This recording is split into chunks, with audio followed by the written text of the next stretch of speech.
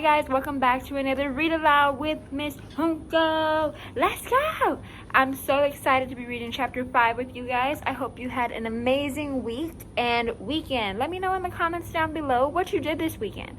I want to know. I miss you. I love you guys. And we're just going to jump right in. Chapter 5 is a little lengthy, so stick with us, okay? Chapter 5. Winn Dixie couldn't stand to be left alone. We found that out real quick. If me and the preacher went off and left him by himself in the trailer, he pulled all the cushions off the couch and all the toilet paper off the roll. So we started tying him up outside with the rope when we left. That didn't work either. Winn Dixie howled until Samuel, Mrs. Detweller's dog, started howling too. It was exactly the kind of noise that people in an all-adult trailer park did not like to hear. He just doesn't want to be left alone, I told the preacher. That's all. Let's take him with us. I could understand the way Winn Dixie felt. Getting left behind probably made his heart feel empty. After a while, the preacher gave in, and everywhere we went, we took Winn Dixie, even to church. The Open Arms Baptist Church of Naomi isn't a regular-looking church. The building used to be a Pick It Quick store. And when you walk in the front door, the first thing you see is the Pick It Quick motto. It's written on the floor in little tiny red tiles that make great big letters that say, pick, pick, pick, quick, quick, quick. The preacher tried painting over those tiles, but the letters won't stay covered up.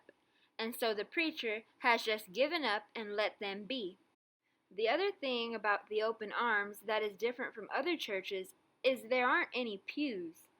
People bring in their own fold-up chairs and lawn chairs, and so sometimes it looks more like the congregation is watching a parade or sitting at a barbecue instead of being at church. It's kind of a strange church, and I thought Winn Dixie would fit right in. But the first time we brought Winn Dixie to the Open Arms, the preacher tied him outside the front door. Why did we bring him all the way here just to tie him up? I asked the preacher.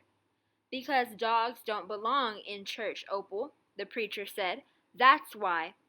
He tied Winn Dixie up to a tree and said how there was lots of shade for him and that it ought to work out real good.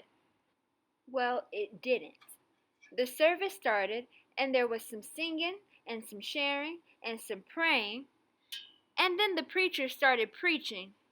And he wasn't but 2 or 3 words into his sermon when there was a terrible howl coming from outside. The preacher tried to ignore it. Today, he said. Ah, woo, said Winn Dixie. Please, said the preacher. Ah, woo, said Winn Dixie back. Friends, said the preacher. Ah, woo, howled Winn Dixie. Everyone turned in their lawn chairs and fold-up chairs and looked at one another. Opal, said the preacher. Ow, said Winn Dixie. Yes, sir, I said. Go get that dog, he yelled. Yes, sir, I yelled back. I went outside and untied Winn Dixie and brought him inside, and he sat down beside me and smiled up at the preacher, and the preacher couldn't help it. He smiled back. Winn Dixie had that effect on him, and so the preacher started in preaching again.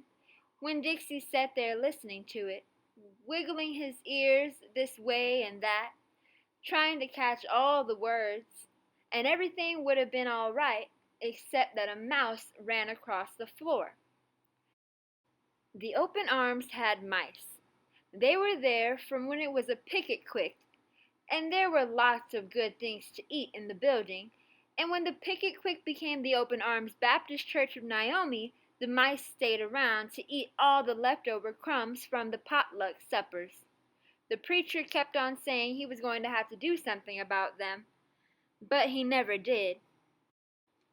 Because the truth is, he couldn't stand the thought of hurting anything, even a mouse. Well, Winn Dixie saw that mouse, and he was up and after him. 1 minute everything was quiet and serious, and the preacher was going on and on and on, and the next minute Winn Dixie looked like a furry bullet, shooting across the building, chasing that mouse. He was barking and his feet were skidding all over the polished Picket Quick floor, and people were clapping and hollering and pointing. They really went wild when Winn Dixie actually caught the mouse. "I have never in my life seen a dog catch a mouse," said Mrs. Nordley. She was sitting next to me. "He's a special dog," I told her. "I imagine so," she said back.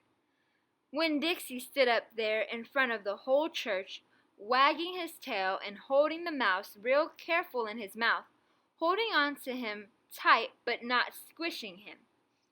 "I believe that mutt has got some retriever in him," said somebody behind me.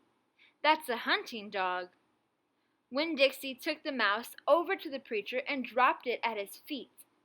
And when the mouse tried to get away, Winn Dixie put his paw right on the mouse's tail. Then he smiled up at the preacher. He showed him all his teeth. The preacher looked down at the mouse. He looked at Winn Dixie. He looked at me. He rubbed his nose. It got real quiet in the Picket Quick. "Let us pray," the preacher finally said, "for this mouse." And everybody started laughing and clapping. The preacher picked up the mouse by the tail and walked and threw it out the front door of the Picket Quick, and everybody applauded again. Then he came back, and we all prayed together. I prayed for my mama. I told God how much she would have enjoyed hearing the story of Winn Dixie catching that mouse. It would have made her laugh. I asked God if maybe I could be the one to tell her that story someday.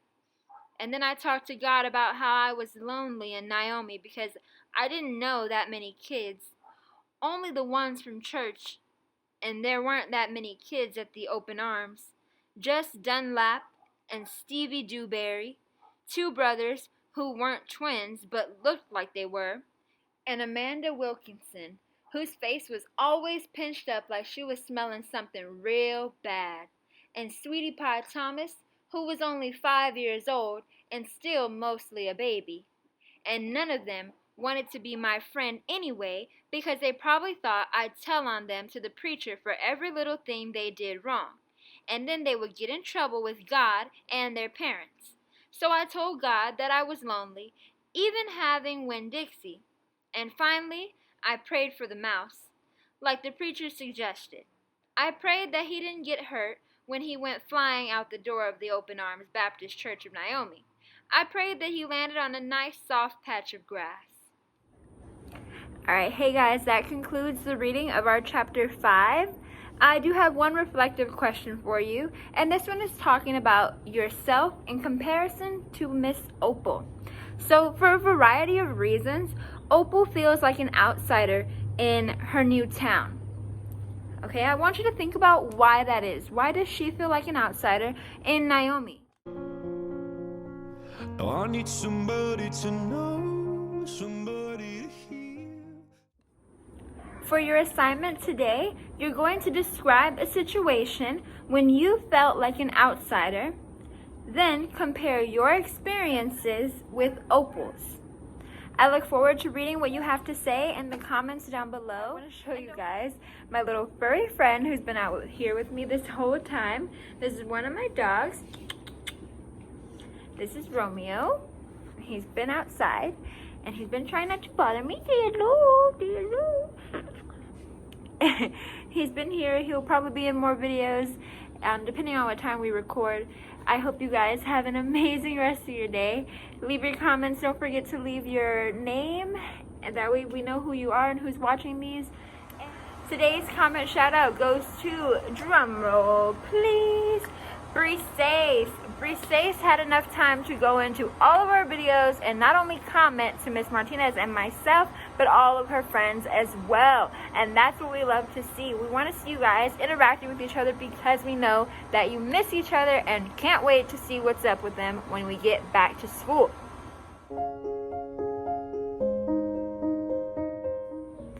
I quickly want to just mention that these times are tough on everybody. I know that you feel like you're alone and it might get boring sometimes, but just remember that you're not stuck at home, you're safe at home, And Miss Martinez and I cannot wait to go back and see your little faces and hear your voices, because more than anything, we miss you guys and we want to get back to normal as well. So just keep doing what you're doing. I'm so proud of you. Miss Martinez is so proud of you, and we will see you guys in the next video. Bye.